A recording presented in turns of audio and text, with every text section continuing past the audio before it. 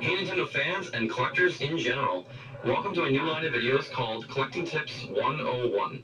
Now most of these tips will apply just to video games. I'm going to do one tip per video, so this will be obviously collecting tip number 1 of 101.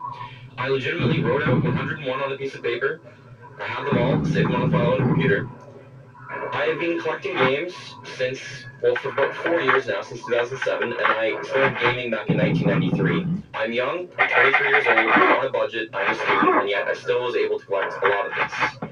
I may be more fortunate with a little bit of money. I work while I'm in school sometimes, and I'm on co-op and things, but still, these will be tips for people, how to collect, where to look, shipping, eBay, receiving, how to display them, all sorts of things like that. So the very first collecting tip I can suggest to you guys that I wish I told myself back in 2007 when I started to collect is choose a console. Honestly, I have several different consoles. All Nintendo home consoles and Sega Genesis are a different one. Choose a console or choose whatever it is you want to collect, but make sure that you love it. For example, in 2007, I thought it would make logical sense to collect the NES, then the SNES, and N64 GameCube Wii.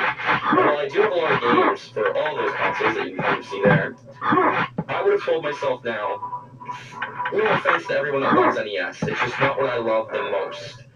I would have not collected for the NES. It's great having a console in some games, but back in 2007, I started getting some NES games here that I really haven't bought any in a long time. And the reason for that is just, it's not what I want to focus on. It's not what I love the most that I want to collect for. I grew up playing the games. I grew up playing a little bit of Super Nintendo, and I bought an N64 after I got my Sega Genesis, which was the first console I got. Because the N64 was my first console for Nintendo, it was very close to my heart, and I loved a lot of the games, and I played that console to death. That's what made me eventually decide to collect all the consoles for the N64 worldwide. The one that was missing is on the table. A lot of the accessories, obviously a lot of the games, but I don't have a complete collection yet. And all the consoles you see back there, and as well as the box controllers. If you decide to collect for something that you love, the experience is so much more enjoyable. It's a lot easier to finish the collection because you're staying focused as well. For example, the N64 only has, I think, 296 games. Some people call it around 300. 300 games sounds like a lot. I do not have all 300. I have 65 of what I would consider the more rare and good, better games. That's all I wanted to get. There's a few more I obviously want to get, and eventually one day, if I have a complete collection, that would be great. But because I stayed focused on what I would want, my money went the right direction to eventually complete all these consoles, as you can see, and I have most of the controllers, but not all of them in their own original packaging.